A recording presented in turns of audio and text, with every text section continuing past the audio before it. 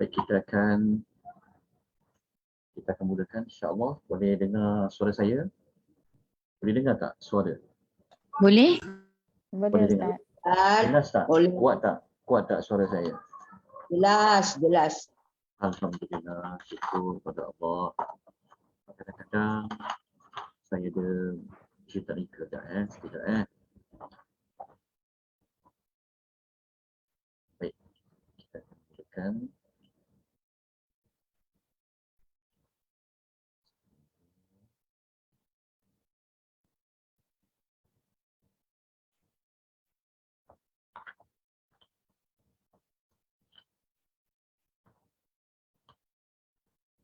Bismillahirrahmanirrahim.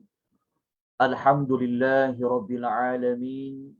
Wassalatu wassalamu ala asyrafil anbiya'i wal mursalin wa ala alihi wa sahbihi ajma'in. Asyhadu an la ilaha illallah wahdahu la syarika lah wa asyhadu anna Muhammadan abduhu wa rasuluhu. Allahumma salli wa sallim ala nabiyyina Muhammad wa ala alihi wa sahbihi wa man tabi'ahum bi ihsanin ila yaumiddin, amma ba'd. Assalamualaikum warahmatullahi wabarakatuh. Muslimin dan muslimat rahimani wa rahimakumullah, syukur kita tidak terhingga kepada Allah Subhanahu wa taala di atas rahmat dari Allah pada malam ini seperti yang kita rancangkan, Jumaat malam Sabtu jam 9 suku. Insya-Allah kita ingin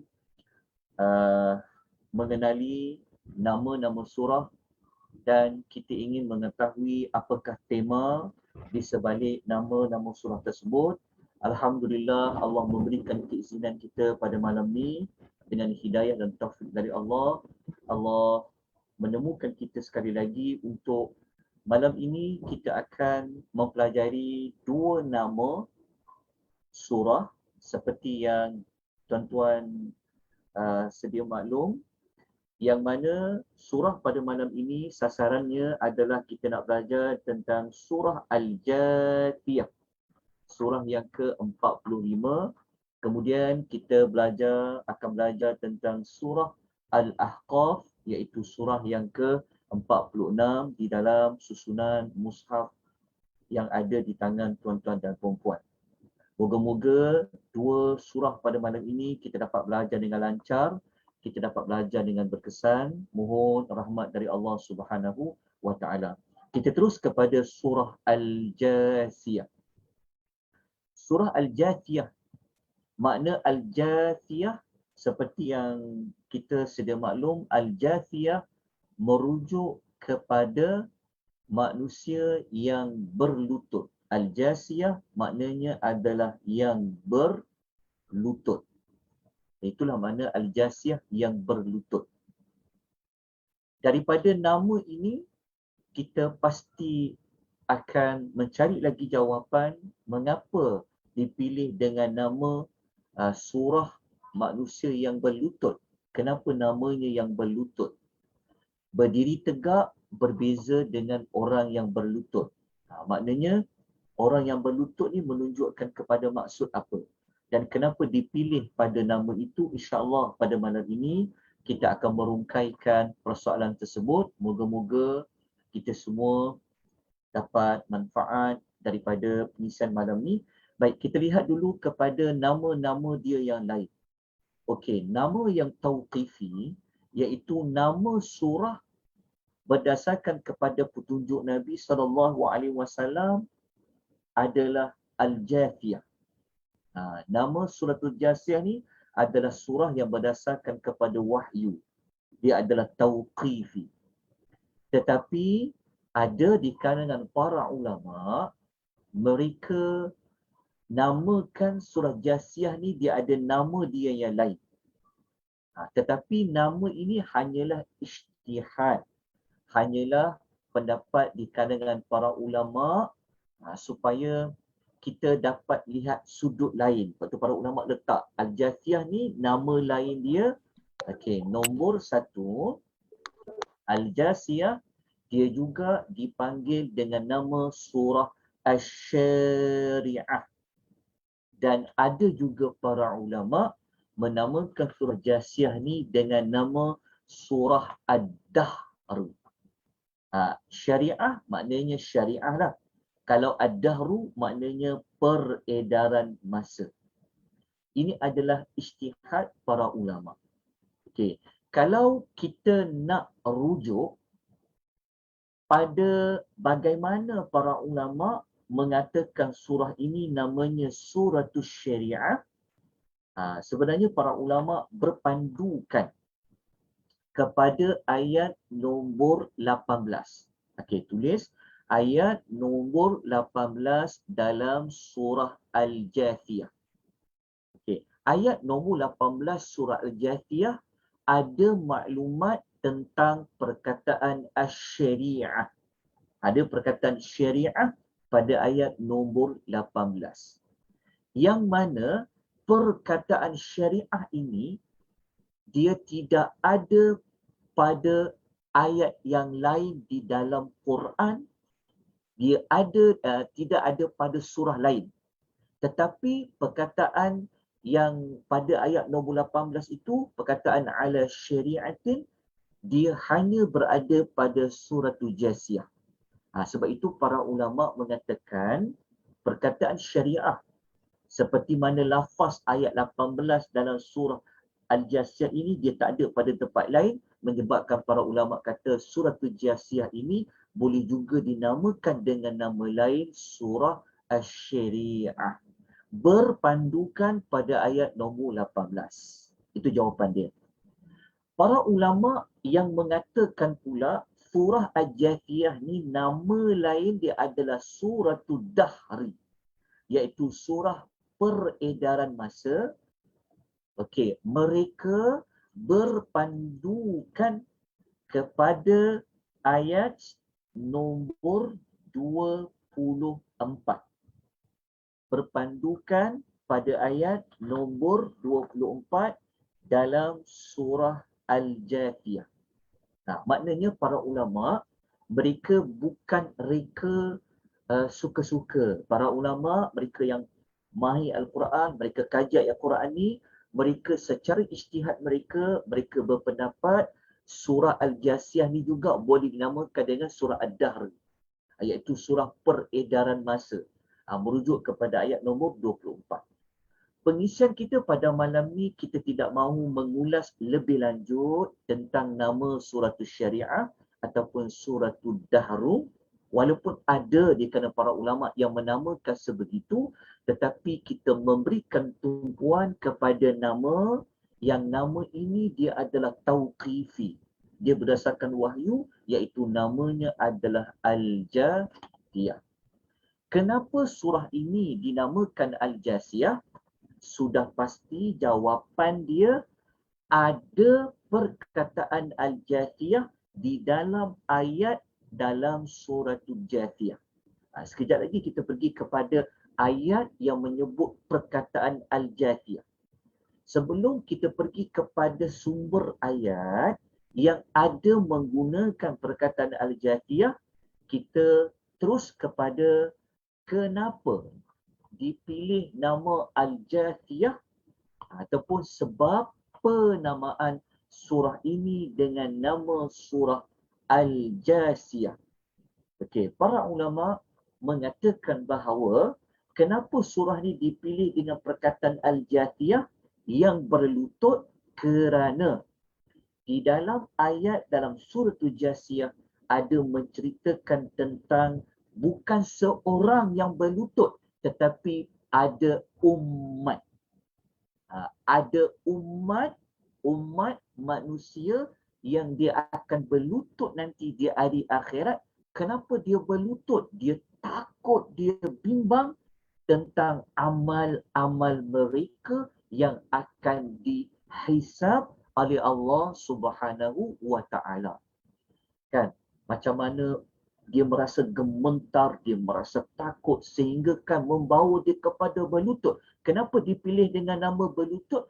Kerana ada kisah benar di dalam suratul Jasiyah akan ada umat-umat yang berlutut nanti di hari akhirat. Maka kalau kita nak rujuk sumber ayatnya di mana, kita lihat pada ayat nombor 28. Okey, ayat 28 merupakan sumber kepada nama surah itu adalah Al-Jathiyah.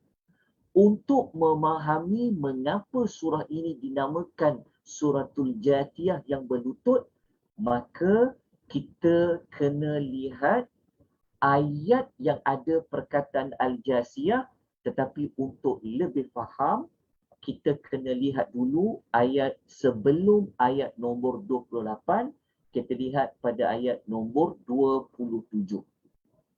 Okay, kita lihat dulu pada ayat nombor 27, kemudian kita terus kepada ayat nombor 28. Okey, ayat 27 Allah Subhanahu wa taala berfirman, a'udzubillahi minasyaitonirrajim, walillahi mulkus samawati wal ard. Dan bagi Allah itu kuasa pemerintahan di langit dan juga di bumi. Allah memberitahu dalam suratul Jasiyah, yang mempunyai kuasa pemerintah langit Allah. Pemilik kepada pemerintahan di bumi itu adalah Allah. Bukan sekadar langit dan bumi masih ada dekat dunia. Bahkan Allah Ta'ala kata, وَيَوْمَ تَقُومُ السَّاعَةُ يَوْمَئِذٍ يَحْسَرُ الْمُبْطِلُونَ. Begitu juga kata Allah, sampai hari kiamat nanti, pemerintahan hari kiamat itu dia adalah milik Allah. Dunia ni milik Allah. Sebab ada langit dan ada bumi, ia milik Allah. Sampaikan di hari akhirat pun, pemiliknya adalah Allah. Lepas tu Allah bagi tahu, waktu hari kiamat tu nanti akan rugilah mana-mana manusia masa dia hidup dulu dia berpegang kepada kebatilan. Jadi ayat ni dia dah macam memberikan gertakan. Dia sudah memberikan amaran. Jaga-jaga. Jadi ayat ni dia sudah membawa kepada suasana yang nak bagi orang sampai boleh takut, kan, sampai kena berlutut tu. Ayat 27 tu Allah bagi tahu dialah pemilik segala-galanya sampai di hari kiamat pun. Jadi Allah kata hari akhirat tu, siapa-siapa yang dekat dunia dulu berada pada keburukan, dia akan berada dalam kerugian. Okey, ayat 28 barulah Allah Subhanahu wa taala menerangkan keadaan manusia berada di hari akhirat, yang hari akhirat tu pemiliknya adalah Allah. Maka Allah mengatakan, wa tara kulla ummatin jathiyah, dan engkau akan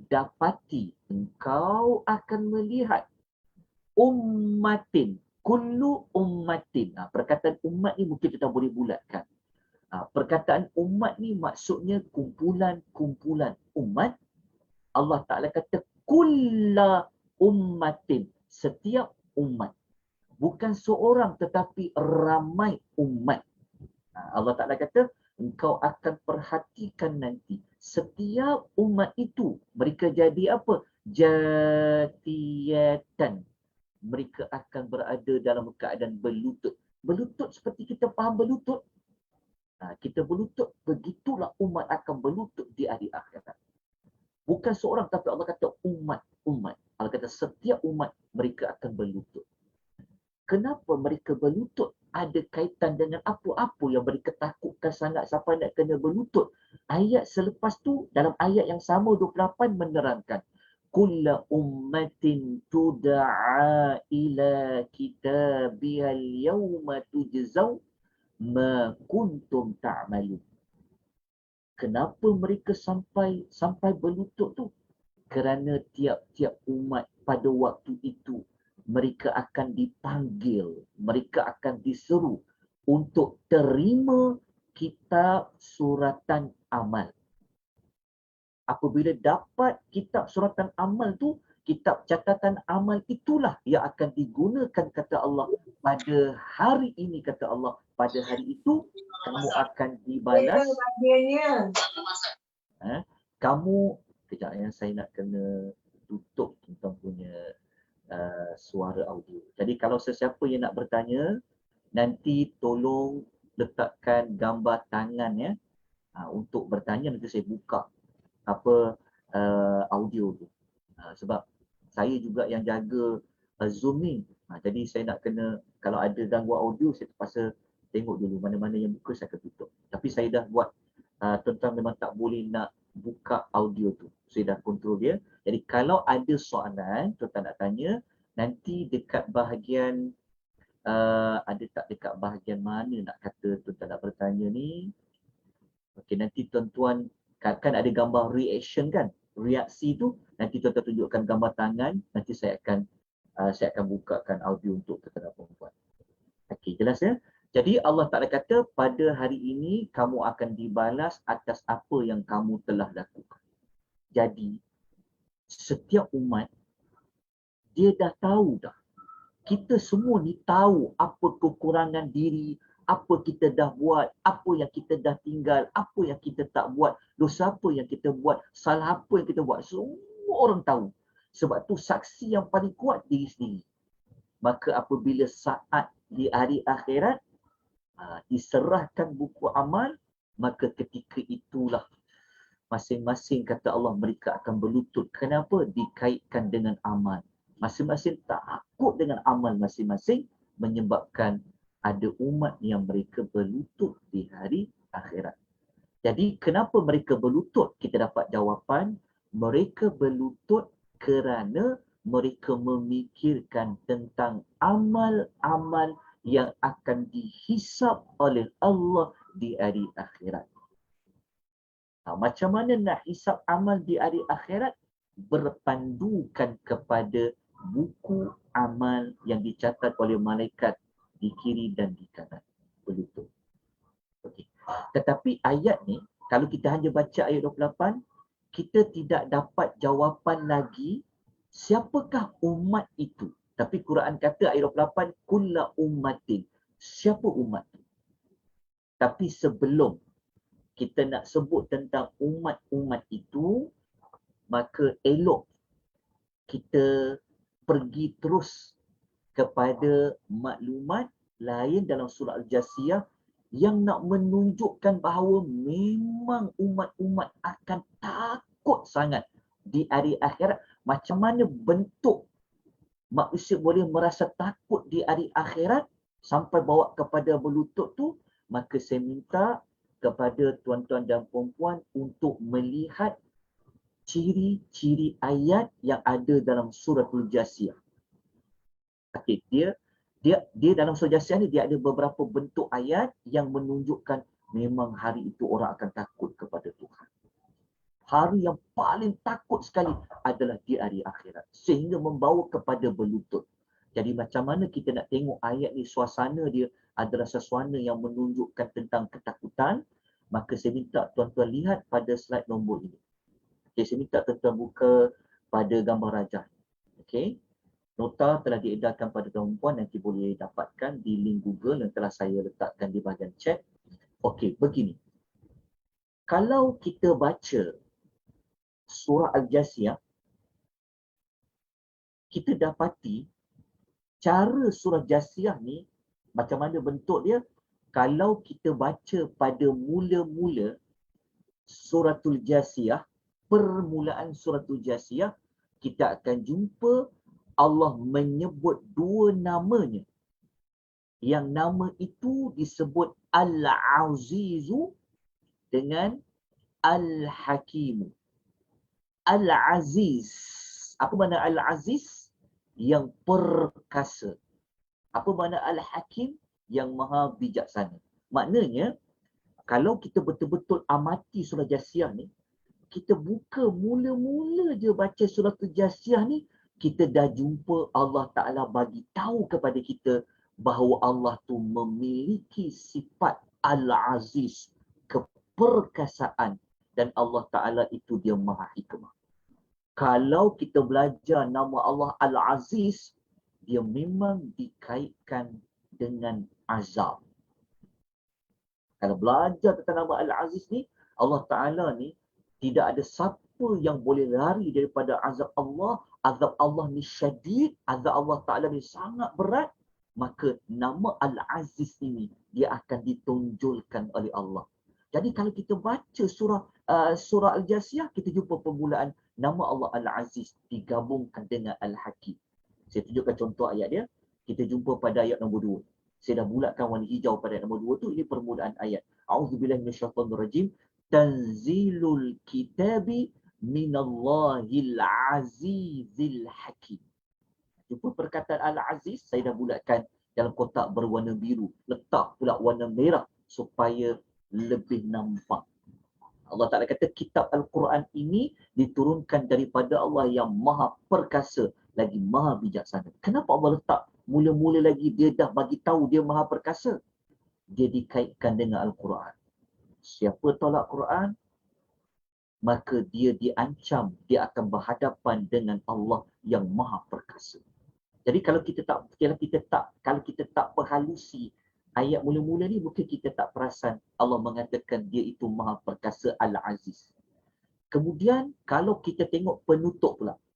Kalau kita nak baca penutup surah, kita nak pergi kepada penutup surah Al-Jasiyah ni, Allah tutup surah Jasiyah dengan mengulang sekali lagi dia itu adalah Al-Aziz dan Al-Hakim. Nak tengok contoh ayat dia? Kita tengok contoh. Saya buktikan, kita tengok bukti dia.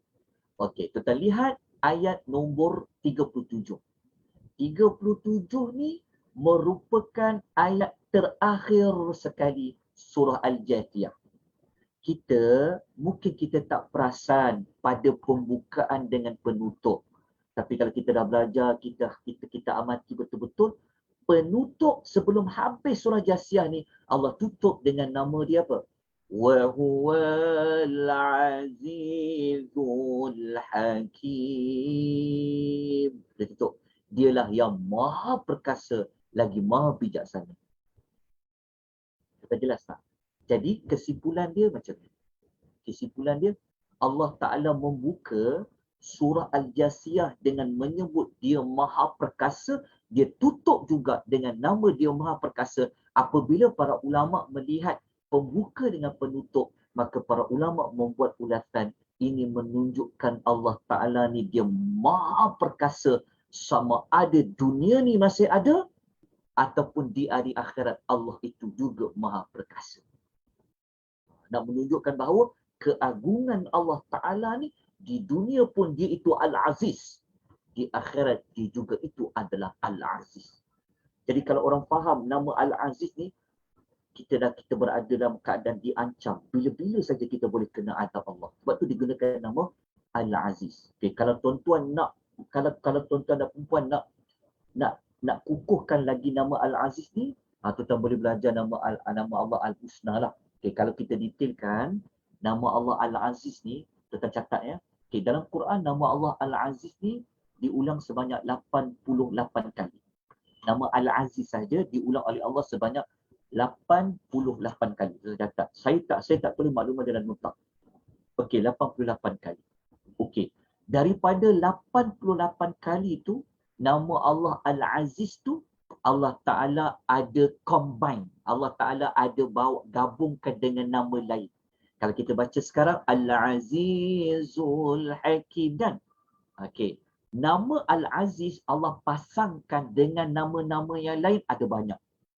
Kalau kita belajar, ada 11 nama yang Allah gabungkan dengan Al-Aziz. Al-Azizul Hakim. Kadang-kadang Al-Azizur Rahim. Okey, ada lebih kurang 11 nama lain yang Allah gabungkan dengan nama Al-Aziz. Salah satu nama lain tu Al-Hakim. Okey, jelas tak? Al-Hakim. Dan kalau tuan-tuan belajar, nama Al-Aziz campur dengan nama-nama lain, ada 11 nama yang lain tu, tidak ada satu pun kalau digabung dengan nama lain, melainkan Al-Aziz tu akan duduk kat depan-depan. Tak ada ayat kita jumpa Al-Hakimul Aziz, tak ada. Letaklah nama Al-Azizur Rahim ke, Al-Azizul Alim ke, semua Al-Aziz diduduk dekat depan. Itu Kalau belajar Asmaul Husna, dia ada rahsia lain. Dan satu maklumat akhir. Nama Al-Aziz dengan Al-Hakim merupakan gabungan yang paling banyak diulang di dalam Al-Quran. Apabila Allah menyebut nama Al-Aziz, pasangan dia yang paling banyak adalah nama Al-Hakim. Al-Azizu, Al-Hakim, kalau kita cari dalam Quran, lebih kurang ada 47 kali akan menjumpai pengulangan perkataan Al-Azizu, Al-Hakim. 2 tempat dalam suratul Jasiyah. Kita cari lagi. Ada berapa tempat? Saya kata ada 47. Cari 45 di dalam Al-Quran diulang perkataan Al-Azizul Hakim. Al-Azizu Al-Hakim. Jadi kita dah dapat maklumat sedikit sebanyak kenapa dikaitkan dengan Al-Jasiyah. Rupa-rupanya dalam ayat ni dikaitkan dengan nama Allah Al-Aziz dan Al-Hakim. Okey, ada lagi. Tak habis lagi maklumatnya. Kita tengok nama lain. Okey. Surah Al-Jathiyah ni, dia berbeza sangat dengan surah lain. Antara perbezaan dia, kita akan mendapati perkataan Rabbu. Perkataan Rabb kan? Rabb ni, surah Al-Jasiyah adalah satu-satunya surah yang menggunakan nama Rabb diulang sebanyak 3 kali pada satu ayat. Kita pernah jumpa tak? Dalam surah lain, perkataan Rabb diulang sebanyak 3 kali. Kalau kita baca Fatihah, sekali dia kita jumpa. Alhamdulillahi Rabbil Alamin. Rabb tu sekali je. Nama Rabb tu kan, perkataan Rabb tu. Tapi dalam surah Jasiyah, dia ada benda berbeza. Kita mungkin tak perasan. Tetapi kita nak cari maklumat. Apa kaitan berlutut tadi dengan perkataan Rabb? Tadi kita kaitkan dengan Al-Aziz. Memang tepat. Memang manusia memang akan berlutut di akhirat sebab diancam dia dengan nama Allah Al-Aziz. Tetapi bukan tu saja. Dalam surah Al-Jathiyah, dia ada satu benda yang sangat pelik. Bukan pelik lah. Benda ini istimewa bagi Quran yang tak ada pun surah lain. Ayat 36, diulang perkataan Rabb tu 3 kali. Kita akan buktikan. Kita tengok ayat nombor 36. Okay. Kita tengok saya paparkan ayat 36. Okay. Nampak kan? Di skrin Zoom tuan-tuan puan kan? Kita tengok ayat ini. Ini ayat penutup bagi surah Al-Jathiyah. Falillahil hamdu rabbis samawati wa rabbil ardi rabbil alamin. Kan? Nampak tak? Rabb saya dah bulatkan dah. Saya bulat letak dalam bulatan warna biru. Saya letak pula tulisan warna merah supaya lebih nampak ketika saya paparkan. Nampak kan? Ayat ni pelik sangat. Tak ada pada ayat lain. Kita bayangkan. Ayat Quran ada 6,200, lebih kurang 6,236 ayat kan. Maknanya 6,000 lebih. Ayat nombor 36 dalam surah Jasiyah ini. Satu-satunya ayat yang dia mengulangi perkataan Rabb yang paling banyak dalam satu ayat sebanyak 3 kali. Tuan-tuan, kalau kita tengok kalau kita baca Fatihah, kita jumpa Rabbil Alamin kan? Tapi diulang banyak kali. Tengok Allah kata, Falillahil hamdu. Maka bagi Allah jualah segala pujian. Kenapa dia layak dipuji? Kerana dia Rabbis samawat. Dia adalah Rabb bagi langit. Dialah pencipta langit, dialah pemilik langit, dia pengatur langit. Lepas tu Allah Ta'ala sebut ulang sekali lagi, wa rabbil ardi. Dia tu juga Rabb bagi bumi, pentadbir bumi, pengurus bumi. Dia tu juga sebagai apa? Rabbil alamin. Rabb sekalian alam. Kalau kita belajar nama Rabb ni dikaitkan dengan apa? Dikaitkan dengan Allah Ta'ala mengatur, Allah Ta'ala memberi, Allah Ta'ala menjaga, Allah Ta'ala memelihara. Perkataan Rabb ni dikaitkan juga dengan kekuasaan Allah Subhanahu Wa Ta'ala. Kenapa ulang sampai 3 kali? Kalau orang faham, memang patutlah kita semua akan berlutut nanti di hari akhirat. Kan? Kita ingat tak ayat nombor 28 tadi, 27 ingat tak? Kan? yang pemilik bumi ini adalah Allah, pemilik langit ini Allah, pemilik bumi ini adalah Allah, pemilik akhirat adalah Allah. Kalau orang faham, kalau dia tahu erti dosa, sudah pasti dia akan gemetar.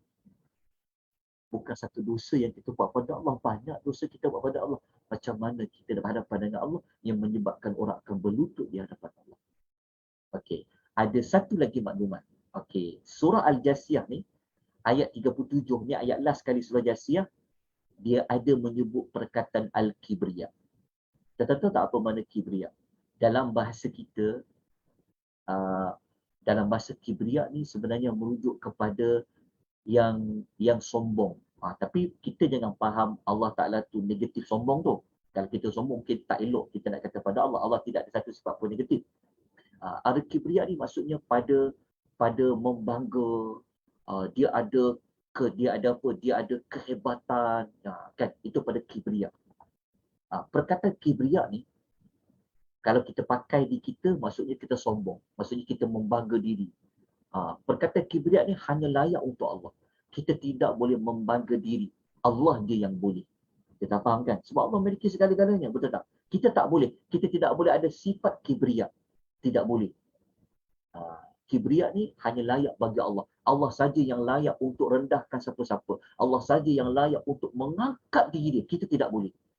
Dan yang menariknya, perkataan Kibriya ini tidak ada pada ayat lain, melainkan dia hanya ada dalam surah Jasiyah pada ayat nombor 37 yang kita baca sebagai penutup. Allah kata, walahul kibriya'u fis samawati wal ard. Dan bagi Allah Ta'ala itulah keagungan dan kekuasaan di langit dan di bumi. Lepas tu ada perkataan Al-Aziz, ulang pula Rabbi, Rabbi, Rabbi banyak 3 kali. Kalau orang faham, 2 ayat terakhir ni pun dia akan rasa sangat takut pada Allah Azza wa Jalla. Kita nak lari kat mana? Nak lari dekat langit. Langit tu Allah punya. Nak lari kat bumi. Nak lari kat mana? Bumi ni Allah punya. Apatah lagi di akhirat. Nak lari kat mana hari akhirat? Tetap. Itu menyebabkan umat-umat akan berlutut menerima buku amal masing-masing. Kita lanjutkan lagi. Okey. Surah Al-Jasiyah ni, tadi kita belajar umat-umat akan berlutut kan? Okey. Kalau kita nak tahu, sebab perkataan ni umat berlutut. Okey, umat kan, umat menunjukkan ramai. Okey, kalau kita baca lagi surah Jasiyah, Allah bagi tahu kita maklumat lain. Allah Ta'ala memaparkan kita ada 5 umat yang dia akan berlutut di hari akhirat. Ada 5 kumpulan manusia. 5 kumpulan manusia ni dikaitkan dengan 5 golongan manusia terhadap ayat-ayat Allah. Okay, maksud dia dalam surah Jasiyah memaparkan 5 jenis golongan manusia terhadap ayat-ayat Al-Quran. Terhadap wahyu Allah. Bagaimana mereka berhadapan dengan wahyu Allah yang dibawa oleh Nabi dan para Nabi, Allah memaparkan ada 5 jenis manusia. Dan 5 jenis manusia inilah sebenarnya dia dikaitkan dengan perkataan kulla ummatin, setiap umat. Okay, nak tahu manusia itu apa? Okey, kita tengok susunan dia. Okey, saya tunjuk kepada tuan-tuan. Okey. Mula-mula tengok nombor 1, 2, 3, 4, 5. Okey. Ingat, Al-Quran kalau dia susun, dia memberi makna.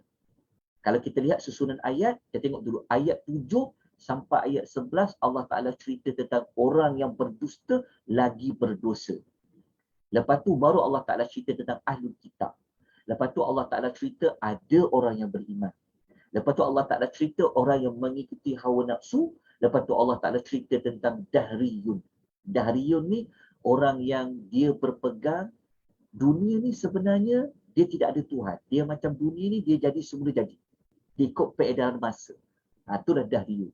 Okey, kalau kita tengok susunan ayat ni, kenapa Allah Ta'ala mulakan dulu pendusta lagi berdosa? Kalau kita belajar Quran, apabila Allah susun, menunjukkan yang atas sekali itulah. Kalau kita kaitkan dengan berlutut, ayat 7 dan 11 ni, umat yang kumpulan satu ni lah yang akan berlutut nanti yang kita nampak jelas mereka akan berlutut nanti di hari akhirat. Jadi kita kena tahu siapa mereka ayat 7 hingga 11 ni. Maka kena baca ayat dia lah. Maklumat ni sebenarnya ada pada sinopsis. Kita belajar dulu dekat sinopsis 30 juzuk. Tapi kita tak ulas dia sebab kita belajar sinopsis. Tapi apabila kita belajar nama surah, kita ulas pada ayat-ayat ini. Okey, saya ambil satu contoh saja. Kita ambil ayat 7 dan 11 sebab Allah Ta'ala sebut di atas sekali, maka yang atas sekali inilah yang pasti dia memang akan berlutut di hari akhirat nanti. Mereka ni siapa? Jadi kita baca ayat 7, 8, 9, 10, 11. Dan nota tu saya dah bawa dah ayat tu. Okey. InsyaAllah, tuan-tuan jangan bimbang, saya dah bawa dah ayat tu. Okey, kita tengok contoh dia. Okey, tengok ya. Ayat 7. Allah Ta'ala mulakan dengan apa? Teruknya kalau kita faham ayat ni. Ayat ni, Allah Ta'ala mulakan dengan apa? Wailul likulli affakin athim. Tuan-tuan tak pakai wailun. Wailun ni, dia sebenarnya adalah doa dapat kecelakaan. Kalau kita baca ayat 7 ni, siapa yang doakan kumpulan manusia ayat 7 sampai ayat nombor 11 yang dapat kecelakaan? Siapa dia? Siapa doa dapat celaka dekat sini? Jawapannya adalah Allah. Allah. Okay, saya dah bukakan tentang punya audio. Siapa nak memberi respon boleh. Okey. Ayat 7 ni yang doakan siapa? Allah lah. Bayangkan Allah mendoakan ada manusia dia akan dapat kecelakaan. Allah doakan sendiri, bayangkan.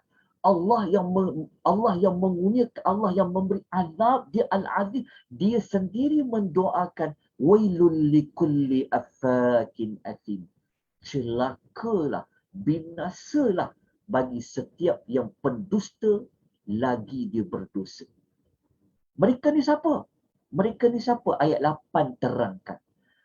Yasma'u ayatillahi tusla alaihi thumma yusirru mustakbiran ka'allam yasma'ha.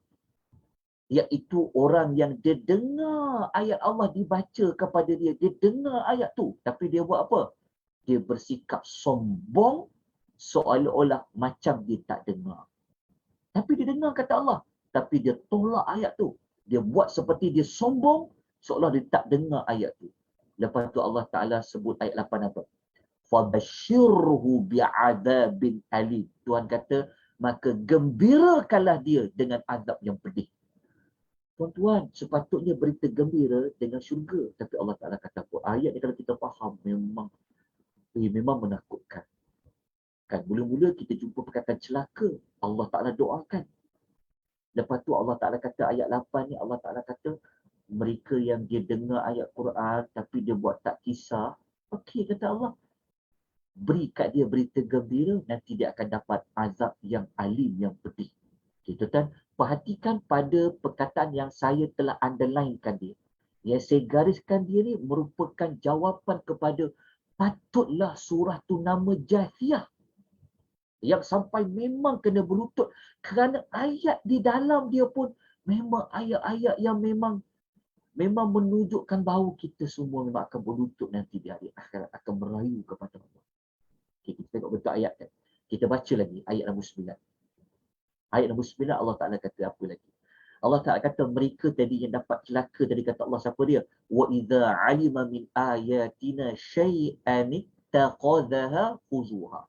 Dan apabila dia tahu sesuatu dari ayat kami, dia ejek-ejek ayat tu kata Allah. Maka Allah Ta'ala kata apa? Ulaika lahum azabun muhin. Allah kata mereka itu dapat azab yang sangat hina. Kita bayangkan ya. Ayat 8 dah kata dapat azab yang pedih. Azabin alim. Ayat nombor 9 Tuhan kata azabun muhinun. Azab yang sangat menghina mereka. Oh, dekat dunia kau tunjuk kau sombong. Kau belagak kan? Kau rasa kau bagus sangat, nanti di akhirat kau dapat azab yang sangat hina. Tuan-tuan, kalau kita belajar lebih detail ayat ni, ya Allah, memang kalau siapa baca ayat ni memang sangat menakutkan kalau dia faham.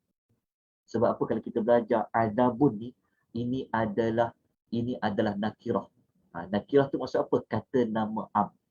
Kalau Allah guna kata nama am azabun, maknanya azab dia memang pedih. Lepas tu Allah guna muhinun ya, muhinun. Okey. Tengok ayat nombor 10. Kita baca ayat nombor 10. Ya Allah, dahsyatnya. Setiap penghujung ayat Allah Taala janji dengan azab. Kalau kita baca ayat nombor 10 ni, Allah Taala kata apa?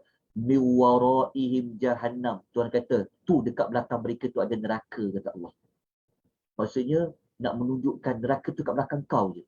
Nak menunjukkan, ya Allah, ayat dia kalau kita faham. Kalau kita kan orang cakap kau masuk neraka, kita rasa apa? Kita rasa macam dah takut kan. Tapi neraka tu macam jauh lagi. Tapi Tuhan kata, tu kat belakang mereka tu ada neraka. Lepas tu Allah Ta'ala kata apa? Apa yang mereka buat nanti, apa selama ni yang mereka usahakan, tak akan bagi manfaat kepada mereka sedikit pun. Mereka yang sembah selain daripada Allah tu tak akan dapat beri mereka perlindungan apa-apa pun. Lepas tu Tuhan letak hujungnya apa? Walahum azabun azim. Mereka dapat azab yang pedih. Kita tengok ya, penutup setiap ayat Tuhan letakkan perkataan azab, azab, azab. Tapi bukan azab saja, ditambah azimun. Tadi azabun alim, azabun muhin, azabun azim. Lepas tu ayat nombor 11 ditutup juga dengan azab. Ya Allah, ayat ni dahsyatnya ayat ni. Kalau kita baca ayat di hujung tu, Tuhan kata apa? Tuhan kata hadza huda. Tuhan kata Quran ni adalah hidayah, petunjuk. Tuhan kata walladzina kafaru bi ayati rabbihim lahum azabun min rijzin alim. Sesiapa yang ingkar kepada ayat-ayat Tuhannya, mereka akan mendapat azab berupa siksaan yang sangat pedih.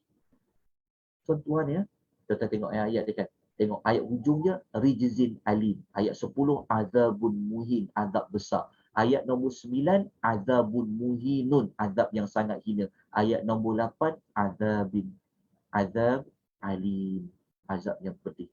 Mereka ni siapa? Mereka ni siapa? Ayat 8 bagi tahu dah. Yang dia dengar ayat Quran dibaca, dia sombong, dia berpaling. Lepas tu kalau kita baca ayat tadi apa? J ayat tu. Sebab itu Allah Ta'ala susun dalam suratul Jasiyah, kumpulan umat yang pertama yang akan berlutut nanti di hari akhirat, kata Allah, adalah pendusta lagi dia berdosa. Sebab tu Allah susun dia nombor 1. Tengok kan? Nombor 1 Allah susun, letak dulu. Kenapa dia letak nombor 1? Mereka inilah yang nanti akan berlutut di hari akhirat, seperti mana yang Allah Ta'ala sebut pada ayat nombor 28. وَتَرَى كُلَّ أُمَّةٍ جَاثِيَةٍ. Sebab apa? Sebab yang mereka sombong, mereka duk ejek-ejek tadi, semuanya telah tertulis dalam buku-buku amal. Apabila dia dapat buku amal habis. Lepas tu Tuhan kata apa? Pada saat itu, rugilah orang yang berpegang kepada kebatilan. Okay, kita jelas ya? Cuma saya tak teranglah semua pada tuan-tuan kumpulan 2, kumpulan 3, kumpulan 4, kumpulan 5 ni. Tuan-tuan kena bacalah tafsiran ayat tadi. Sebab kita nak belajar nama surah saja. Kita nak dapatkan tema. Tapi saya ulas panjang ni supaya nak dapat rasa, nak dapat faham lagi, kukuh lagi. Kenapa sampai berlutut tadi tu? Okey, di sini sebab tadi kita nak ulas. Siapa setiap umat tu? Sebab Tuhan kata kula umatin, siapa umat tu? Dalam surah Jasiyah disebut ada 5 bentuk jenis manusia tadi. Salah satu tadi kita panggil yang pertama ayat 7 sampailah ayat nombor 11. Maka daripada ulasan ini semua, maka kita lihat apakah tema bagi suratul Jasiyah ini. Maka tema dia berdasarkan ayat kita ulas tadi, maka para ulama mengatakan tema suratul Jasiyah ini ia adalah amaran kepada sesiapa yang takbur ataupun amaran yang keras bagi siapa-siapa yang mengikuti hawa nafsu semasa dihidup dekat dunia. Maknanya dia abaikan suruhan Rasul, dia abaikan maklumat wahyu, dia abaikan Al-Quran. Mereka ini, ayat ini menuju kepada mereka. Sebab apa? Sebab kalau mereka takbur, kalau mereka mengikut hawa nafsu, kan, maka mereka akan berdepan dengan Tuhan Al-Azizul Hakim. Mereka akan berhadapan dengan Rabbus Sama. Kan Rabbu jadi ulang 3 kali kan. Lepas tu mereka akan berhadapan dengan Tuhan yang Al-Kibriya, memiliki tadi Tuhan kata Al-Kibriya tadi, dan mereka akan berhadapan dengan ayat last kali 37 tadi apa dia? Mereka akan berhadapan dengan Allah wa huwal azizul hakim. Jadi tuan lihat kan, maklumat ni kita akan dapat maklumat memang tepat pemilihan perkataan Al-Jasiyah pada surah ini. Dia punya style ayat dia tu pun dah menakutkan, maka dipilih situasi manusia yang takut di akhirat pada perbuatan yang berlutut. Okay, jelas ya? So, kita dah jelas Alhamdulillah pada malam ni, kita dah tahu apa makna jasiyah, kita dah tahu sebab apa nama jasiyah. Lepas tu kita dah tahu tentang sumber di mana ayat perkataan jasiyah. Kita juga dah tahu bagaimana manusia ini, siapakah manusia yang akan termasuk dalam Al-Jasiyah. Alhamdulillah kita dah tahu. Maka kita teruskan dengan surah yang berikutnya adalah Suratul Al-Ahqaf. Okey. Sebelum tu ada mana-mana soalan tak nak tanya? Sekejap Syarat jelas ya. Okay, kalau ada rakan-rakan di FB, kalau yang bertanya, tolong letakkan soalan itu di bahagian komen. InsyaAllah nanti saya akan cuba menjawab soalan tuan-tuan dan puan-puan. Minta maaf tuan-puan ya sebab kami di akademi ni memang tidak ada admin. Saya lah menguruskan semua benda ni. Jadi saya tak sempat nak tengok komen di FB. Jadi saya minta maaf kepada rakan-rakan, tuan-tuan perempuan yang melihat di FB. Saya minta maaf, saya tak sempat nak lihat. Tapi boleh tinggalkan soalan anda di situ. Tinggalkan soalan anda di bahagian komen jika memerlukan kepada penjelasan. Okey, kita terus pergi kepada surah yang berikutnya adalah surah Al-Ahqaf. Surah Al-Ahqaf, apa makna Al-Ahqaf? Okey, Al-Ahqaf dia adalah plural ya bagi perkataan haqafa, haqfu. Perkataan singular dia Al-Ahqaf ni adalah haqafa, al-haqfu. Banyak al-haqfu tu adalah Al-Ahqaf. Iaitu Al-Ahqaf ni maknanya dia adalah nama tempat. Tapi tempat tu merujuk kepada sifat geografi tempat itu, dia adalah bukit-bukit yang berpasir. Kenapa dipilih nama bukit dan dia berpasir? Pertama, kita cari jawapan. Kenapa dipilih nama lokasi? Itu pertama kita kena cari. Lepas tu, kenapa lokasi tu dikaitkan dengan pasir? Dia bukit tapi dia ada pasir. Kita pasti akan tertanya-tanya. Kenapa? Kenapa dengan lokasi ni? Apa yang Allah Ta'ala nak tunjukkan ni? Pada bukit-bukit pasir ni. Okey. Kita lihat terlebih dahulu. Kenapa Allah memilih tentang bukit-bukit berpasir? Sekarang sebab tu kita belajar nama surah, kita nak gali, kita nak cari lagi. Kenapa dipilih nama lokasi bukit-bukit pasir tu? Apa sebab dia? Maka kalau kita tengok pada sebab penamaan surah. Okey, sebenarnya bukit-bukit berpasir tu dia dikaitkan dengan tempat tinggal kaum Ad yang telah Allah musnahkan. Kaum Ad, tempat tinggal mereka ini adalah di Al-Ahqaf. Al-Ahqaf ni dia, nama tempat tinggal dia adalah tempat tinggal yang berbentuk bukit-bukit yang berpasir. Okey. Kalau tuan-tuan nak faham lagi tentang kaum Ad, saya minta tuan-tuan rujuk semula nota pada surah Hud. Kalau tuan-tuan masih ingat, kita dah lalui nama surah Hud.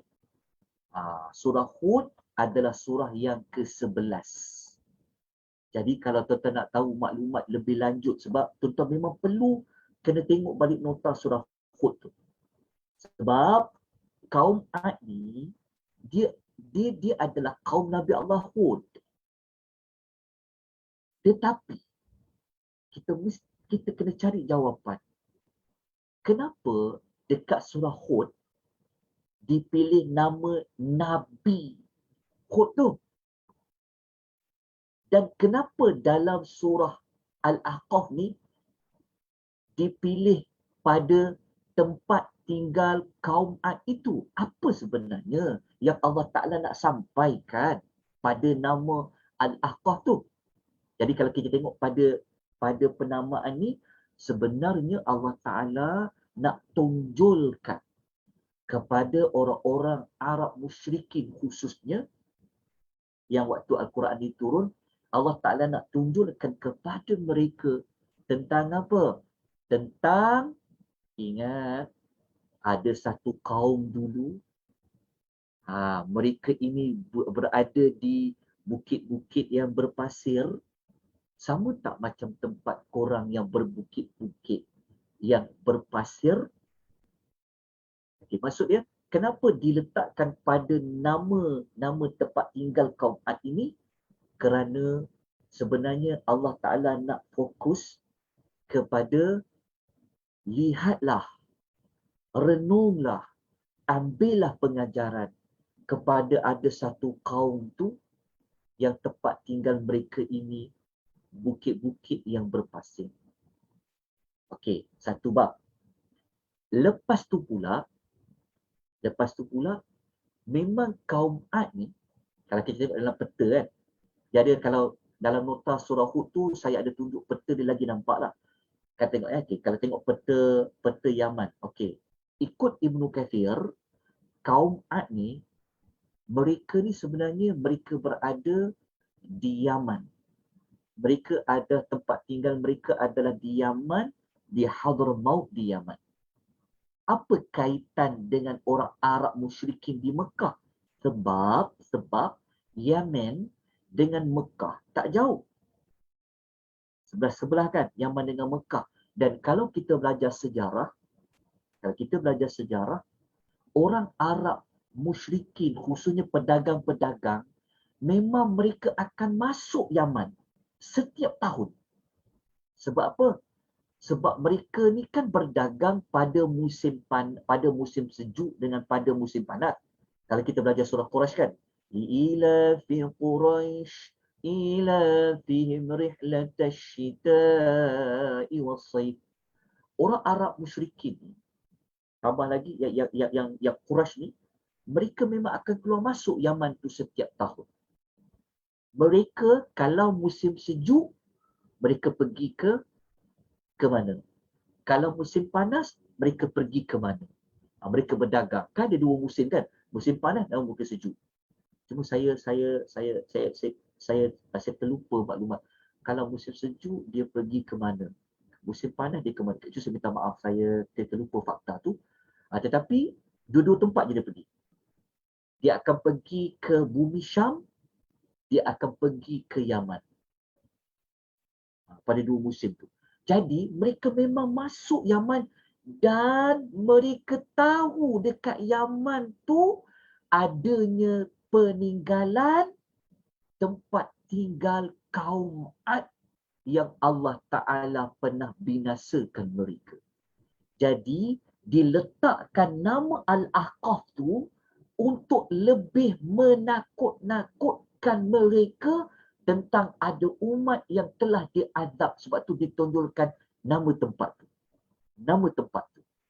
Sebab apa? Sebab tempat tu ada sisanya lagi. Dan mereka selalu lalu lalang masuk ke tempat tu. Jadi ditunjulkan nama Al-Ahqaf untuk mengingatkan mereka tentang ada umat dibinasakan. Sebab apa mereka dibinasakan? Itulah maklumat nanti dalam suratul Al-Ahqaf. Tapi kenapa dipilih nama tempat? Jadi kalau orang tanya dari sudut, kenapa dalam surah Hud dia tak letak nama Al-Ahqaf ataupun dia tak letak nama tempat? Kenapa dia letak nama Nabi Hud tu? Kalau tuan-tuan kita dah belajar, siapa dah ikuti nama surah Hud ini, dia punya kandungan ayatnya sebenarnya adalah nak lebih fokus, nak menonjolkan sebenarnya pada dakwah Nabi Hud. Dialogs yang Nabi Hud telah sampai kepada kaum Ad. Dekat surah Hud, kenapa dipilih letak nama Nabi tu? Kenapa dipilih pada nama Nabi?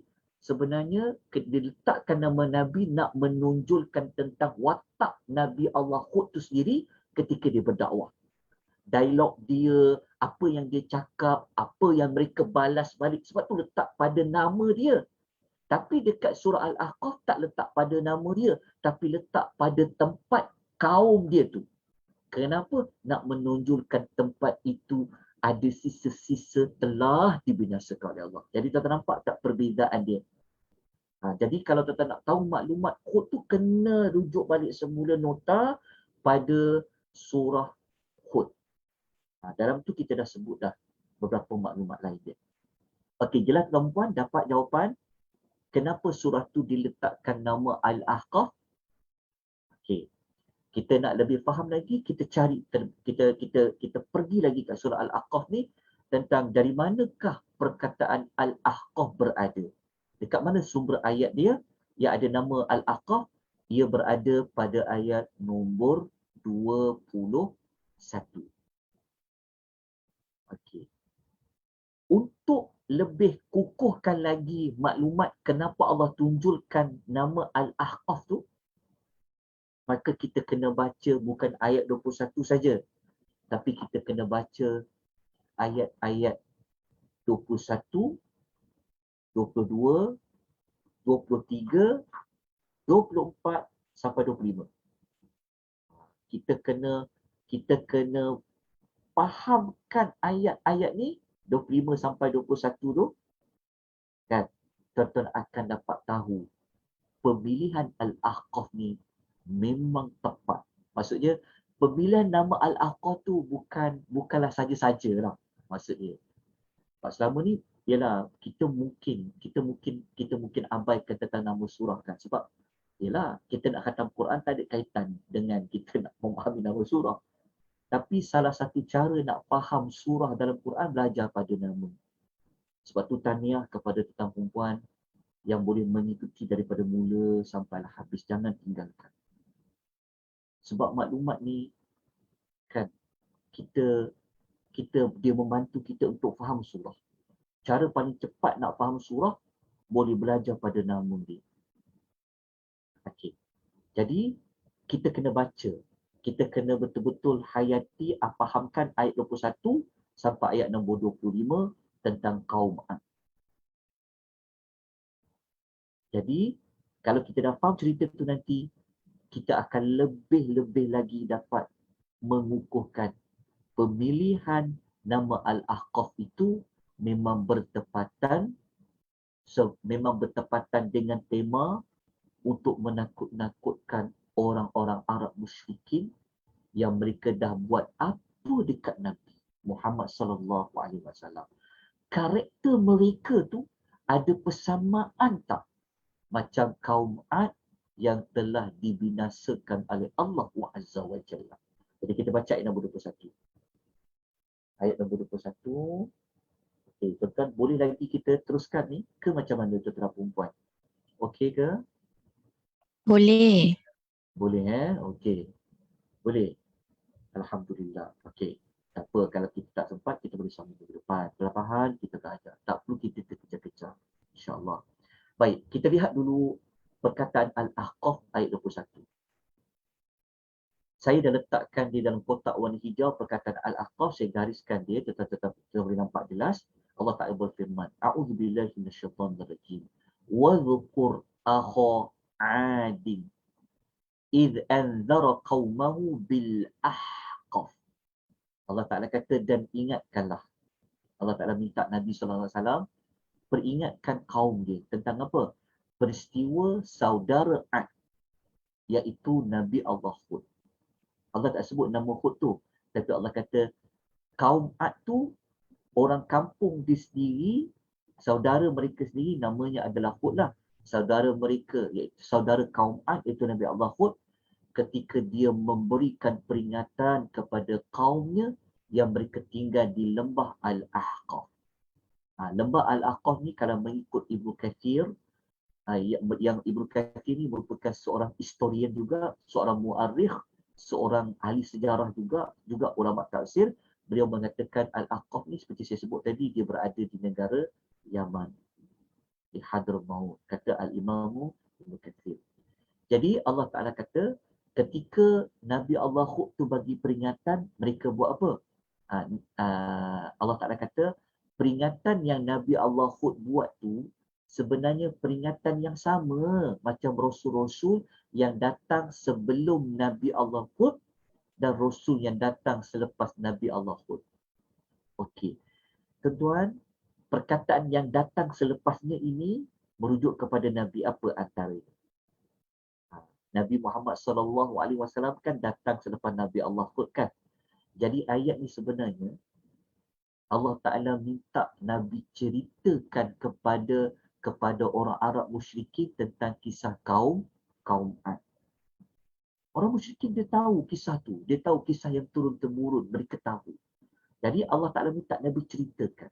Yang mana Nabi Allah Hud ni, apa yang dia nak bagi nasihat, peringatan dekat kaum Ad tu sama macam peringatan Nabi-Nabi sebelum dia dan Nabi-Nabi akan datang selepas dia. Apa peringatan tu? Alla ta'budu illallah inni akhafu alaikum azab yawmin azim. Janganlah kamu semua menyembah selain dari Allah. Sesungguhnya aku takut kamu akan dapat azab yang pedih pada hari kiamat. Jadi orang Arab musyrikin, kalau dia faham maklumat ni, sebenarnya Nabi nak cakap juga seperti Nabi Allah cakap. Sebab sama je, semua Nabi-Nabi, dia akan cakap kepada kaum dia, jangan sembah selain Allah ya. Kalau siapa sembah selain Allah, nanti aku takut orang itu akan kena azab di hari kiamat. Okay, kita faham dulu maklumat ni. Oh, kita tahu dah lembah Al-Ahqaf ni. Okey, tempat tinggal kaum Ad. Okey, tapi jangan berhenti pada ayat 21 saja. Kita kena baca ayat 22. Waktu kita baca ayat 22 ni, apa respon mereka? Mereka jawab apa? Mereka kata, qalu ajitana lita'fikana an alihatina fa'tina bima ta'iduna. Mereka jawab apa? Mereka jawab dekat Hud. Engkau ni Hud, kan, engkau cakap ni sebenarnya engkau nak pesongkan kami daripada menyembah Tuhan kami ke? Seolah-olahnya bahasa mereka ni, mereka nak kata, oh, engkau nak buat ajaran sesat ke dekat kami? Kami ni kan menyembah patung-patung. Apa? Engkau nak suruh kami buat ajaran lain ke? Okey. Lepas tu mereka cakap, kali kedua mereka cakap apa? Mereka cabar tau Nabi Allah. Mereka cabar apa? Mereka kata, bawa datanglah mana azab yang kau janji tu. Sebab tadi ingat tak ayat nombor 21, Nabi Allah cakap apa? Kalau kamu sembah selain pada Allah, aku bimbang azab nanti kena. Lepas tu mereka cabar. Mana azab tu? Hud, mana azab yang kau janji tu? Hud, mana dia? Kalau kau orang benar, mana azab tu? Mereka cabar atau azab tu? Okey, ayat 23 jadi apa? Ayat 23, Nabi Hud kata apa? Nabi Hud kata, innamal ilmu indallah. Dia kata, sesungguhnya ilmu tentang azab tu, Allah je yang tahu. Nabi Allah Hud jawab. Lepas tu Nabi Allah Hud sampai lagi. Dia kata, wa uballighukum ma ursiltu bi walakinni arakum qauman tajhalun. Hud kata, bab azab tu aku tak tahu. Ia hanya pada Allah je yang tahu tentang azab tu. Bila dia nak turun, macam mana turun, itu hanya pada Allah. Dia kata. Lepas tu Hud tu kata, aku ni hanya sampaikan saja apa yang wahyu aku dapat. Dia kata, aku cuma sampaikan saja tentang wahyu aku dapat. Lepas tu Hud kata lagi, aku tengok, aku dapati korang ni sebenarnya orang yang jahil. Korang tak tahu sebenarnya apa aku cakap ni sebenarnya. Maksudnya Hud kata, korang semua ni aku dapati memang jahil. Jadi sepatutnya dengarlah cakap Hud tu. Okay. Ayat 24, apa berlaku? Ayat 24 ni, falamma ra'awhu 'aridan mustaqbila awdiyatihim qalu hadza 'aridun mumtiruna. Maka apabila mereka melihat azab tu, sebab tadi kan mereka cabar nak tengok azab sangat kan, ayat 22 kan, Allah Ta'ala hantar azab. Azab tu, mereka nampak ada awan yang nak pergi ke tempat lembah Al-Ahqaf tadi tu. Awan tu memang betul-betul berada dekat dengan mereka. Maknanya kalau mereka tengok di atas tu, ada awan. Tapi mereka salah sangka. Mereka kata apa? Ni awan yang turun hujan ni dekat kita ni. Maknanya mereka ni sepatutnya mereka takut tapi mereka gembira. Sebab apa? Sebab mereka sangka itu awan nak bawa turun hujan. Tapi apa kata Allah? Allah Ta'ala kata, Nabi Allah Hud kata apa? Bal huwa masta'jaltum bih. Nabi Allah kata, tak. Sebenarnya bukan hujan. Tapi itulah azab yang kau minta segerakan kan. Kau minta tadi macam ayat 22 tadi kan. Kau minta azab datang. Awan ni sebenarnya azab tau. Yang mana awan tu sebenarnya dia akan bawa apa tau? Rihun fiha azabun alim. Iaitu angin yang akan membawa azab yang pedih. Okey. Maksud dia, awan yang mereka nampak tu sebenarnya adalah hujan yang akan membawa angin ribut yang kalau terima pedih. Okay, mereka salah sangka. Mereka ingat awan tu turun hujan. Rupanya awan itu bawa azab yang pedih. Okey. Tuan-tuan ingat perkataan ni. Kena gariskan perkataan yang menghala ke arah lembah mereka. Kat sini sebab dia kaitkan dengan Al-Ahqaf tadi. Ayat 25 penutup dia, maka memang betul. Azab yang mereka minta, mereka cabar tadi memang kena dekat mereka. Azab tu bentuk angin. Okey. Lepas tu azab tu dia datang, dia buat macam mana? Tudammir kulla syai'in bi amri rabbika fa asbahu la yura illa masakinuhum.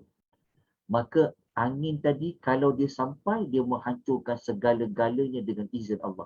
Maka mereka menjadi hancur hingga tidak nampak dah batang tubuh mereka, melainkan kesan tempat tinggal mereka. Ini saya gariskan ni sebab kita nak kukuhkan kenapa pilih nama Al-Ahqaf tadi tu. Kecuali yang hanya tinggal apa? Kesan tempat tinggal mereka di Al-Ahqaf tadi. Lepas tu Allah Ta'ala tutup dengan kadzalika najzil qaumal mujrimin. Allah Ta'ala kata apa? Macam itulah kami balas kaum yang berdosa. Jadi ayat ni 21, 22, 23, 24, 25 ni Nabi Muhammad sampaikan. Jadi moga-moga orang Arab musyrikin ni yang mereka tahu cerita tu, mereka akan teringat balik. Mereka akan berubah sebab apa yang kaum Hud buat ni, kaum Ad buat, sebiji dengan apa yang mereka buat. Jadi cerita tu untuk mengingatkan kaum Arab musyrikin tentang ada orang dulu dekat je, tak jauh pun daripada Mekah. Tu dekat Al-Ahqaf tu. Okay, kita jelas kenapa Allah Ta'ala sebutkan nama Al-Ahqaf tu. Cuma tuan-tuan dan puan ya, kalau kita baca surah Al-Ahqaf sahaja, kita tak akan jumpa macam mana mereka itu diazab oleh Allah. Tak ada. Dia berada pada surah-surah yang lain. Kalau kita nak tahu lengkap berapa hari Allah Ta'ala hantar angin tu, kita tak jumpa dah dalam surah Al-Ahqaf. Sebab dalam surah Al-Ahqaf ni, dia cuma nak paparkan kepada peninggalan azab tadi tu yang Allah beri kepada kaum Ad. Jadi kalau tuan-tuan nak tahu maklumat tu, saya kena beri kemudian nanti insya-Allah. Pada minggu berikutnya nanti saya akan berikan tuan-tuan nota senarai ayat yang menunjukkan macam mana kaum Ad ini Allah Ta'ala hapuskan dengan angin. Okay, tengok Saya minta tuan-tuan gariskan perkataan angin, saya terlupa tadi. Okay, cuba tengok ni. Saya dah gariskan perkataan angin kan, tolong bulatkan perkataan rih, angin. Okey. Sekarang kita carikan juga jawapan. Sebenarnya mereka binasa dengan angin yang sangat kuat. Ya? Okey. Apa kaitan angin dengan bukit-bukit berpasir?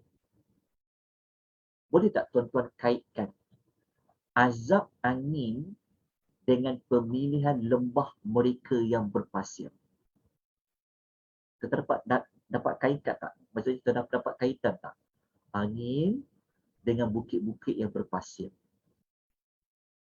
Ada kaitan tak angin yang kuat dengan bukit-bukit yang berpasir?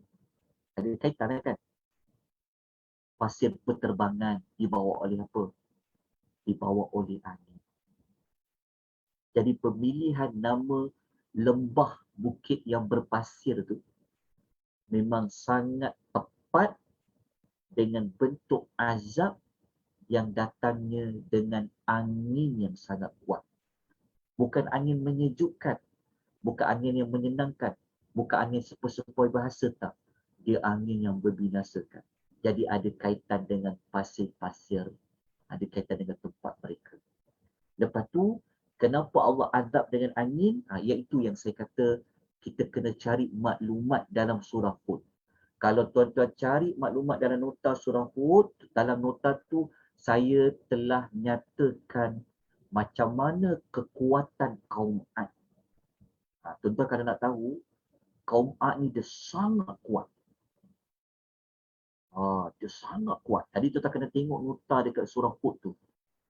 Tuan-tuan akan dapati kekuatan kaum Ad. Tetapi kuatnya mereka ni tuan-tuan, mereka telah dibinasakan dengan angin. Okey. Tetapi apa kaitan angin dengan lembah Al-Ahqaf berpasir tu? Memang ada kaitan lah. Kan? Kita tahu kan pasir-pasir dibawa berterbangan dengan apa? Dengan angin yang kuat. Okay. Jadi kaitan. Okey. Kalau kita nak tahu juga surah apa malam ni tentang azab dia, saya bagilah. Saya minta tuan-tuan salin boleh? Saya minta tuan-tuan salin ya. Okey, saya sebutkan ayat-ayat yang ada kaitan dengan azab. Yang ada kaitan dengan azab. Okey. Angin ribut ni sebenarnya didatang selama 7 malam 8 hari. Maklumat ni dia tak ada pada surah Al-Ahqaf.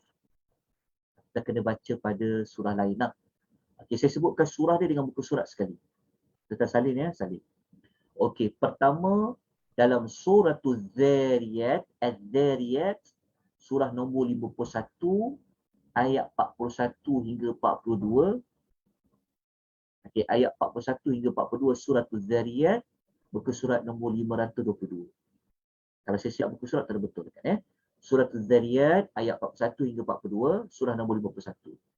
Itu maklumat tambahan bentuk azab yang Allah hantar angin tu macam mana kepada kaum Ad, seperti mana dalam suratul Al-Ahqaf. Sebab surah Al-Ahqaf ni dia fokus kepada lokasi. Dia bukan nak fokus pada nak memaparkan bentuk pada azab tu. Sebab tu Allah Ta'ala tidak perincikan bentuk angin dia, macam mana bentuk dia secara detail. Dia bukan dalam surah tu, dia bukan dalam surah Al-Ahqaf. Okey, kita dah jumpa, dah cari, nanti cari ayat dia. Kemudian ayat yang kedua, surah kedua, Suratul Najmi. Suratul Najmi, surah nombor 53, ayat 50 sehingga ayat nombor 53, muka surat 528. Suratul Najmi, surah nombor 53, ayat 50 sampai 53, muka surat 528. Okey, dah salin. Okey. Kita terus kepada surah yang ketiga. Suratul Qamar, Suratul Qamar, surah ke-54, ayat nombor 18 sehingga 22. Suratul Qamar, surah nombor 54, ayat 18 hingga 22, muka surat 529. 529, Suratul Qamar, ayat 18 hingga 22. Okay, nanti malam ni cari ayat tu, baca. Kemudian surah yang terakhir adalah surah Al-Haqqah. Surah Al-Haqqah, surah nombor 69, ayat 6 sehingga ayat 8, ayat 6 sehingga ayat 8, muka surat 566. 566. Jadi, kalau tuan-tuan cari maklumat yang saya nyatakan ini, tuan-tuan akan dapat lebih mengetahui tentang macam mana bentuk angin itu. Kalau kita baca surah Al-Haqqah, ayat 6 hingga 8, muka surat 566, kita akan dapati angin itu Allah hantar sebanyak 7 malam 8 hari. 8 hari, 7 malam angin itu datang. Lepas itu, maksudnya angin tu datang, punya kuat tadi tu, secara kencang 7 malam 8 hari macam mana. Kita kalau angin ribut satu hari pun kita boleh dapati musnahkan rumah, cabut macam-macam kan. Bayangkan kalau 7 malam 8 hari secara terus menerus. Last kali jadi apa tuan-tuan dan puan? Angin-angin tu kata angin beliung kan kereta boleh naik sampai ke atas, orang ni dia boleh melambung sampai ke atas, lepas tu mereka terhempas ke bawah umpama pohon-pohon tamar yang tumbang. Kalau kita tengok pokok-pokok yang telah ditebang tumbang kan, macam itulah orang-orang kaum Ad, disebabkan angin yang Allah Ta'ala hantar kepada mereka. Yang mereka ingat tadi awan tadi tu, oh hujan kot. Rupa-rupanya angin yang membinasakan mereka yang mereka cabar tadi. Okey, saya nak tutup pengisian kita pada malam ni yang kita baca satu hadis Nabi sallallahu alaihi wasallam. Kita tengok macam mana Nabi ni dia faham ayat Quran, macam mana Nabi ni kalau dia nampak, dia rasa angin, dia nampak awan kan yang gelap, apa Nabi buat. Kita baca hadis ni terus kepada terjemahan hadis daripada riwayat Aisyah. Aisyah yang cerita kat kita ni. Okay, tengok. Kita baca terjemahan dia terus ya. Dan nota dia kan. Tengok. Aisyah radhiyallahu anha dia kata pada kita. Dia kata Nabi SAW ni kalau dia melihat awan ataupun angin, Nabi akan jadi apa tahu? Berubah muka Nabi. Muka Nabi ni menjadi seperti tidak gembira. Tuan-tuan, kalau kita baca hadis ni panjang lagi sebelum tu. Sebelum hadis cerita Nabi ni nampak awan, sebenarnya Aisyah cerita tentang Nabi ni dia suka senyum. Nabi ni kalau dia nak ketawa, dia tak ketawa terbahak-bahak macam kita. Nabi ni paling kuat pun dia akan senyum. Lepas tu Aisyah cerita pasal Nabi sedih pula. Dia kata Nabi ni kalau dia tengok awan, dia nampak angin, Nabi ni dia akan berubah muka dia. Lepas tu aku tanya dah dekat dia, kata Aisyah tanya, aku tanya dekat Nabi. Dia tanya, ya Rasulullah. Dia kata orang lain ni, kalau mereka nampak awan, mereka akan gembira. Sebab apa mereka gembira? Sebab awan tu menandakan hujan nak turun. Tapi aku tengok engkau ni ya Rasulullah, tak sama. Kau ni beza pula. Kalau kau tengok awan, aku tengok wajah engkau nampak seperti tidak menyenangkan. Nampak seperti gusar. Kan? Nampak seperti kau bersedih. Tuan tahu apa jawapan Nabi SAW kepada Aisyah?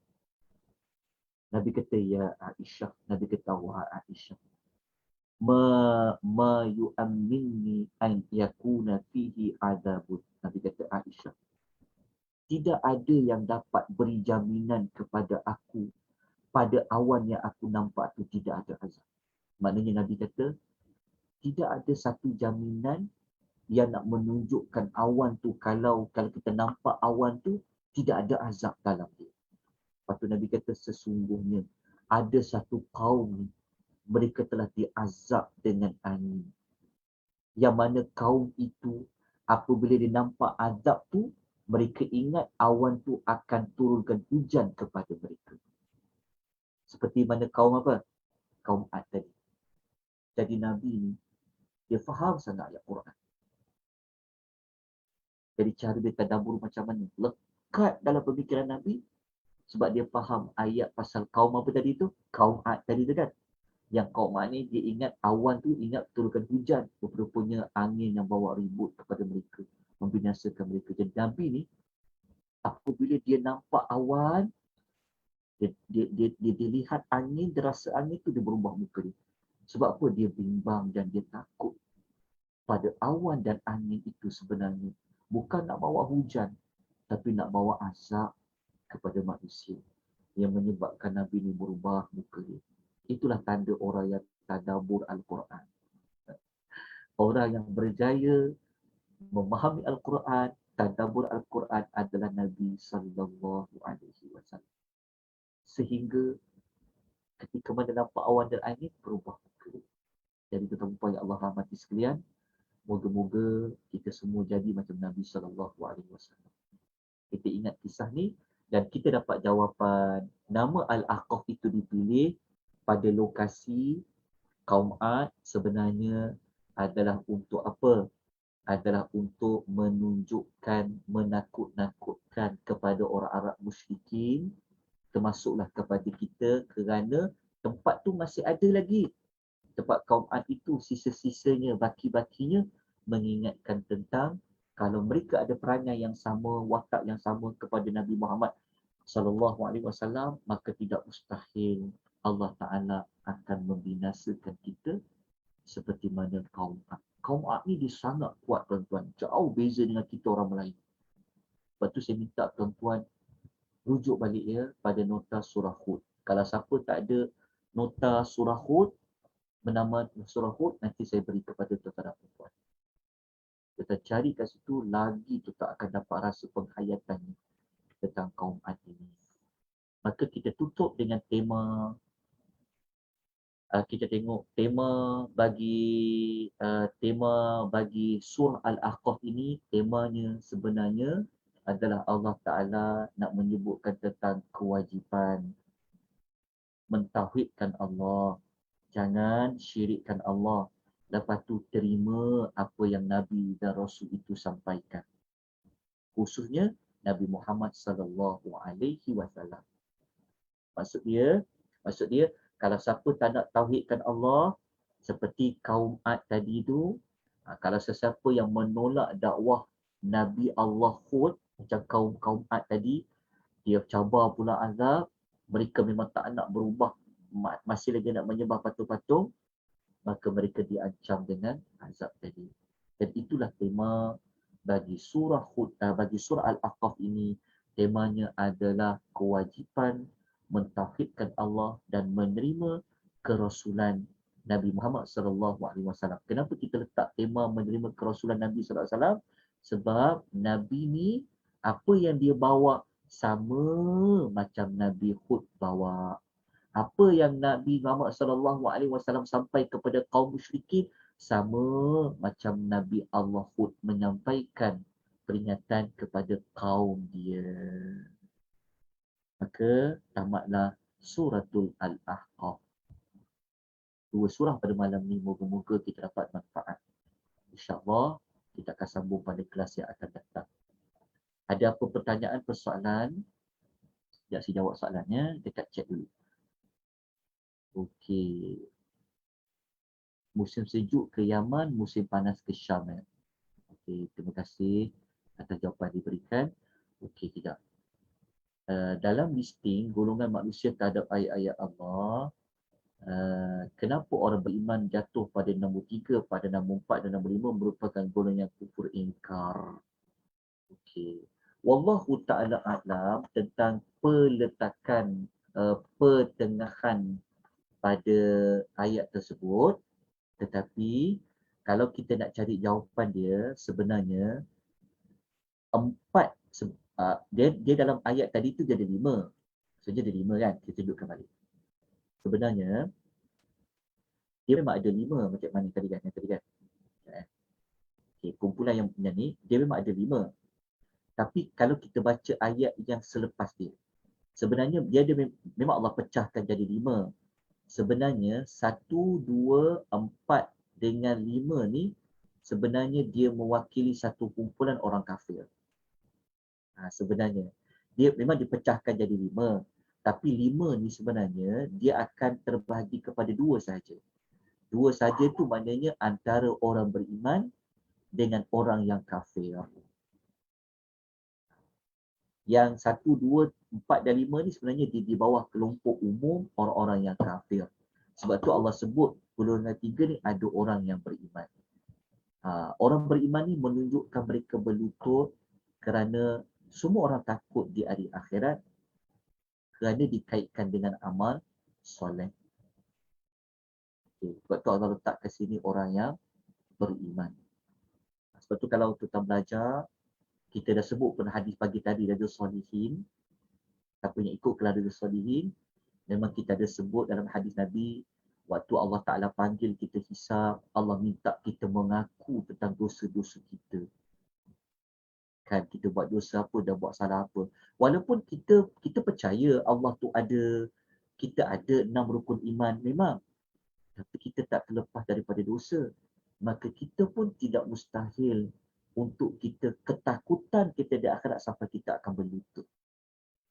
Tetapi kalau kita baca pada huraian lanjut, sebenarnya ketakutan kita itu akhirnya menjadi gembira kerana Allah mengampunkan dosa-dosa orang beriman. Ya, Allah Ta'ala menukar dengan kebaikan. Tapi memang Allah masukkan juga orang beriman. Kenapa dia letak tengah-tengah tu? Sebenarnya dua kumpulan pertama dengan dua kumpulan terakhir, sebenarnya mereka ini lebih ramai daripada orang beriman. Kalau kita baca Quran pun kan memang Allah sebut banyak pun. Kan kenapa 4 daripada 1? Kita belajar pun orang yang bersyukur ni tak banyak. Orang yang kufur tu banyak. Betul tak? Wa qalilun min ibadiyasy syakur, kan? Sedikit saja orang yang bersyukur. Maknanya orang yang beriman ni dia tak ramai. Tapi orang yang kafir ni ramai. Sebab tu orang kafir ni dia banyak kumpulan. Dia ada ahli kitab, dia ada orang Nasrani, dia ada orang Majusi, dia ada orang yang tak percaya ada Tuhan macam Dahriyun dan sebagainya. Sebab itu kumpulan yang kafir itu dipaparkan lebih banyak daripada orang yang beriman. Wallahu ta'ala a'lam. Itu soalan ditanya dekat chat tadi. Okey, sekejap. Ada lagi yang tanya, ada tak apa-apa adab untuk melaut kaum azab yang dimungkar? Okey, sebenarnya ada dalam hadis Nabi SAW, kalau kita menziarah tempat-tempat orang diazab, kita jangan lama-lama. Kalau kita tak boleh nak rasa menangis, nak ambil keinsafan, maka kita kena tinggalkan dia. Dia sebenarnya bukan kita pergi tempat tu nak bersukaria. Kita pergi tempat-tempat orang diazab ni, macam pergi tempat kaum Lut ke, tengok tempat apa laut mati tu dan sebagainya. Sebenarnya cara kita sebenarnya kita pergi dekat sana untuk kita lihat, ambil ibrah, ambil pengajaran, buatkan dia jadi sepadan untuk kita, lepas tu kita tinggalkan tempat tu. Sebab kita takut. Itu yang dilakukan oleh Nabi SAW, tidak berlama-lama di situ. Baik, ada soalan secara verbal sebelum kita tangguhkan pengisian kita pada malam ni. Ada tak tuan-tuan perempuan? Persoalan, pertanyaan. Nota semua dapat tak?